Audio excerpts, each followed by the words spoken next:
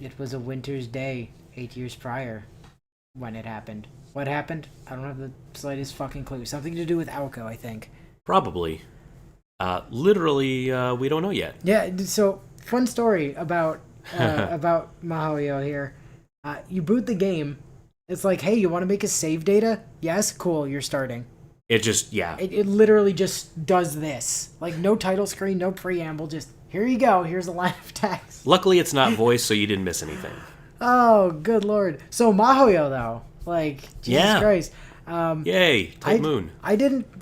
So, I knew there had been a release for this. I don't think I either ever knew or ever remembered that it had been in English. And also, I thought it wasn't done yet.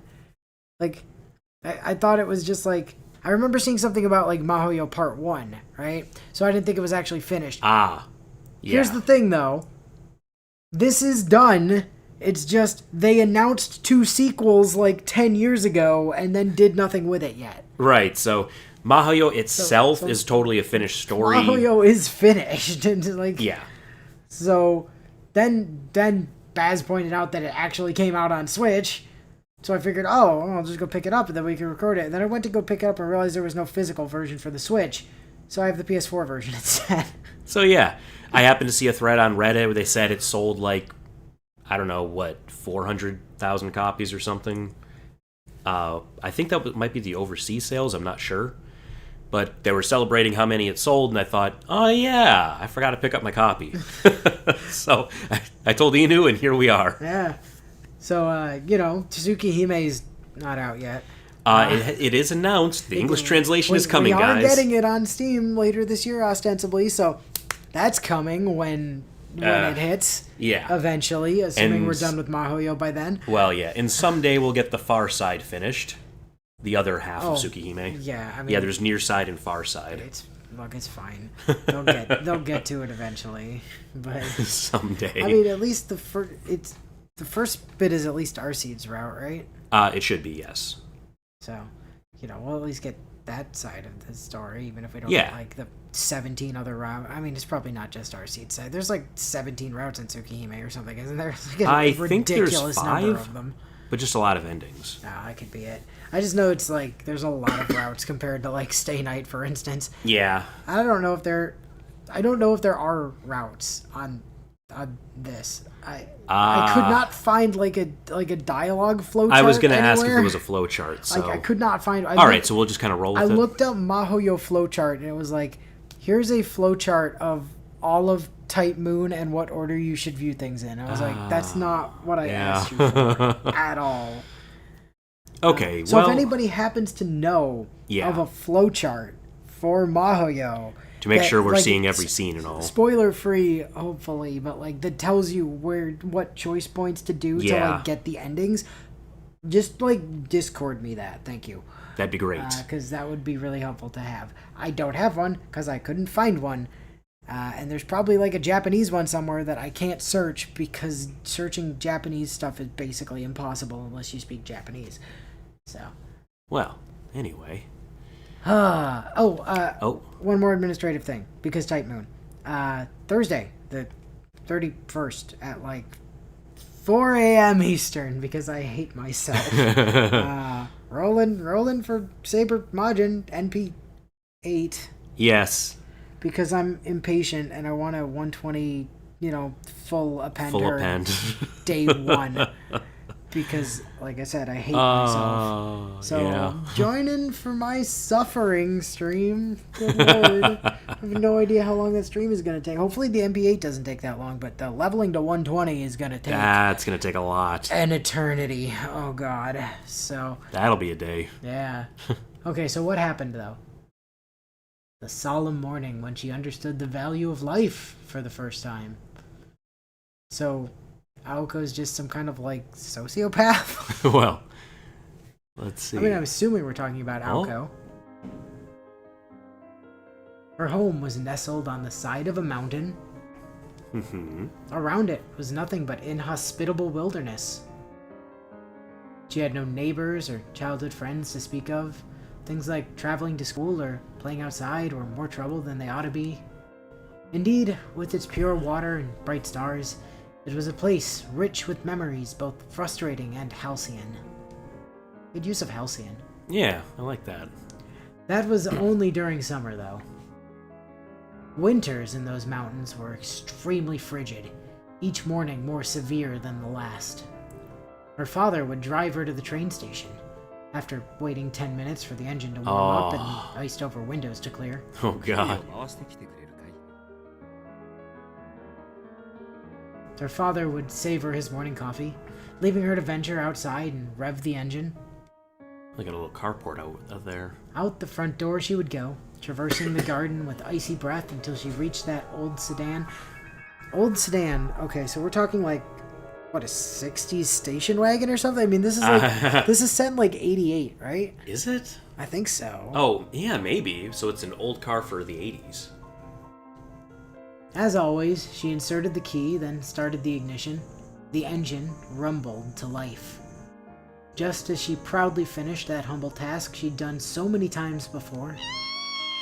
Oh god, a berserker! I know what rectangles mean. That was something. A shrill scream pierced the air. She knew, even though it wasn't human, that the feeble sound was a cry of agony. A few moments passed. Her father came out and opened the hood of the car, not reacting to the scream at all. I think the scream came from the hood. Let's see.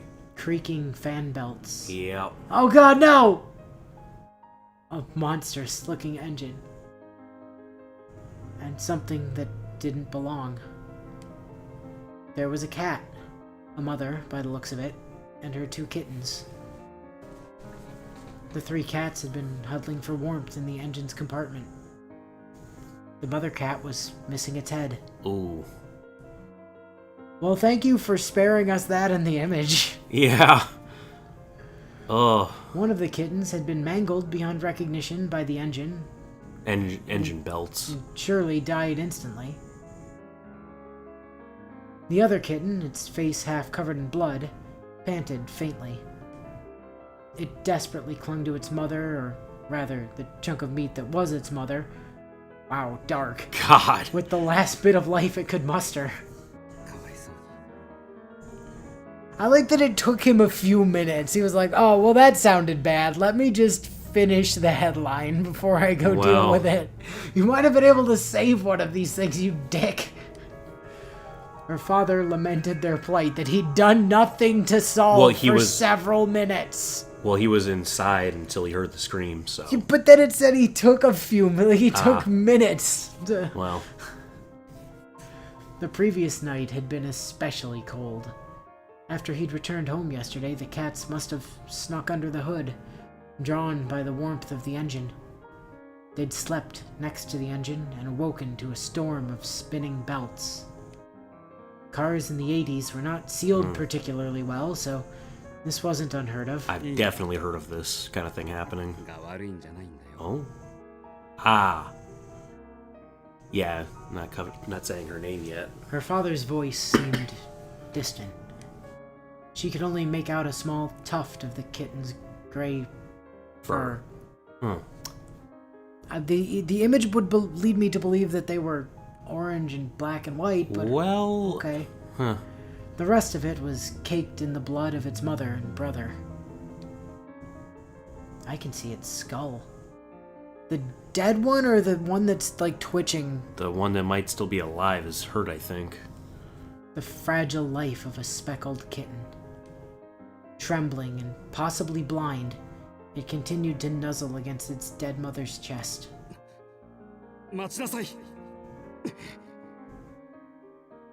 She took the kitten into her arms and ran deep into the mountains to her grandfather's house. Oh, I guess he just lives up the hill? Is your grandfather a vet? Because if not, why did you not just take it into the house you were standing right next to? I guess your grandfather can help. Was it because she was overcome with regret? Or was it the shock of grief? Years later, she still wasn't sure. Fighting back the welling tears, she burst into her grandfather's workshop. Her grandfather was a magician who could do anything. Okay, so she already knows about magic. She'd never seen magic. She knew that magic was a fantasy straight out of fairy tales, but so was her grandfather. Okay. She had to find him. He was the only one who could help. Yes, please, sir. The cave-dwelling magician said indifferently. Did he actually live in a cave? Because you just claimed he lived in a house. Like, is this a metaphor? She went up the hill. Oh, I guess she went to the workshop, though, which is probably behind the house. This kitten needs our help, she pleaded. Oh. Whether it was a simple task or a Herculean labor, her grandfather would not say. He simply granted the girl's childish wish, like a machine. Gotta love sorcery, man. Oh. And then everything was blue. Oh no, the girl said. Before she knew it, however, she was holding a tiny corpse in her hands. Oh, great. Thanks, Grandpa. Its fur was cold. The warmth of life had left its body. Okay, your grandpa's a dick. Understood. Or he just wasn't able to save it. Let's see. And the tears she'd fought so hard to hold back poured from her eyes. Regret spread through her chest like an endless gray sky.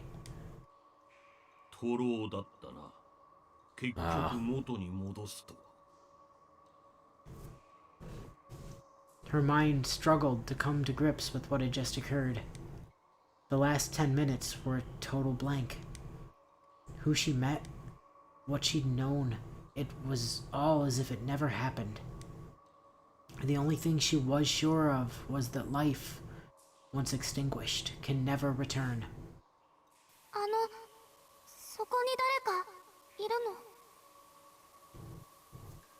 That day, it was her mistake that gave birth to me. Indeed, whatever occurred that day, it was a day of nostalgia and longing. That is the fairy tale of 8 years ago, the day they first met, that no magic can ever bring back.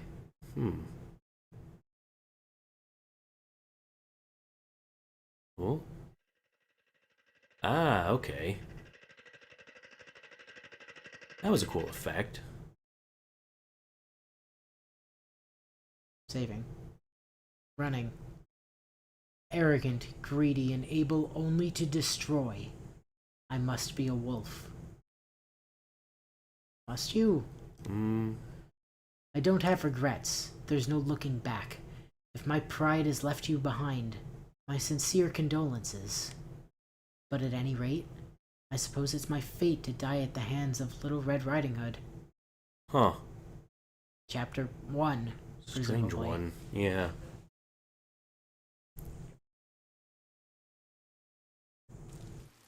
Ooh. Rain. That's a detailed window. It was a quiet morning. From her bed, she could see the sky was an ashen, watercolor gray. The thermometer displayed 43 degrees Fahrenheit, a rather unforgiving temperature for November. Who has a Fahrenheit thermometer in Japan? Right? That must be a translation thing. It's gotta be. Presumably. I mean, I appreciate them doing that, so I didn't have to translate, like, I don't know, 7? Oh. Ish Celsius. Ah, okay. Her stomach woke her up with a growl, pathetically reminding her that she had completely missed breakfast. But lazy mornings like today's were, for her, a blessing. It was already well past 8 in the morning. On any ordinary weekday, tardiness would be unavoidable, but today, classes were canceled in commemoration of the school's anniversary. Gratefully, she had every intention of taking it easy for the first time in ages. Outside the window was a gloomy gray, and it reminded her more of evening than morning. It wasn't a pleasant morning by any stretch of the imagination. But, having been up all night until just 3 hours ago, she couldn't care less about the weather outside. Oh, wow. I've had those days. Yeah.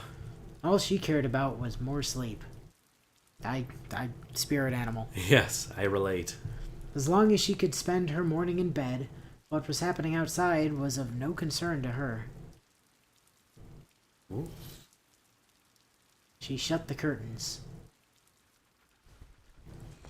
Nice guitars. Yeah. Also, an amp and headphones. Yes, okay. I was gonna say that's an anachronistic headset back there, but no, you're right. It's studio headphones. Yeah.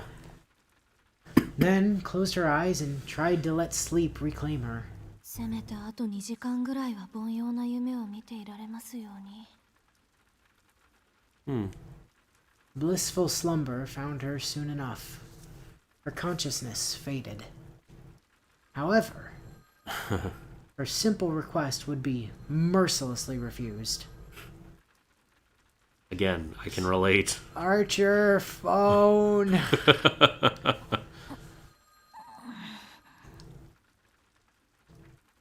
A faint but shrill sound lingered in her ears. It was the unmistakable ring of a telephone. Much to her chagrin, out of habit, her eyes popped open. こんな日に限って。The telephone was situated in the foyer on the first floor. Answering it meant walking down a 30-foot corridor and going down a flight of stairs. In her sleep-deprived state, that distance seemed somewhere between incredibly far and astronomically far. The phone's incessant ringing continued. She knew the caller would eventually give up if she ignored it, but she chose to fight the urge. Ooh. アリス出ないの？ Oh man. Wow, that is... A rotary phone. Well, not just that. Look at the receiver. That is vintage even in the 90s. 80s. No, it's 8 years after that, so I think we're in early 90s now. I'm pretty sure the actual story is set in 88. Ah, okay. So probably we were in 80 before. Oh, okay. Also, who's Alice? She like your maid? Hmm. She thought her housemate would get it, but she soon had to abandon all hope. The realization struck her that her housemate did not have the day off from school and was likely in class at her prestigious little hilltop academy. Ooh, nice house. The caller proved incredibly persistent. Yeah. That persistence made the volume of the ringing seem even louder. How has it not gone to answering yet? Were there answering machines in 88? Yes. Okay, I don't know. They were just like tape-based and they weren't the cheapest thing in the world, but... Well, they might not have one. もうせっかくの安眠を。 But I'm still pretty sure the call just disconnected after a while. If it Yeah, rang too many times. I don't think it just rang forever. I think that's what she means by persistent. Like, they keep calling until someone picks up or something. She was left with no choice but to get up, throw a top on, and leave the room. Oh, so that was her imagining the weight of the phone. Okay. Why did you need to put a top on? You're the only one home, presumably. Because it's cold outside, and she's getting out of the covers, so she needs something to not be freezing.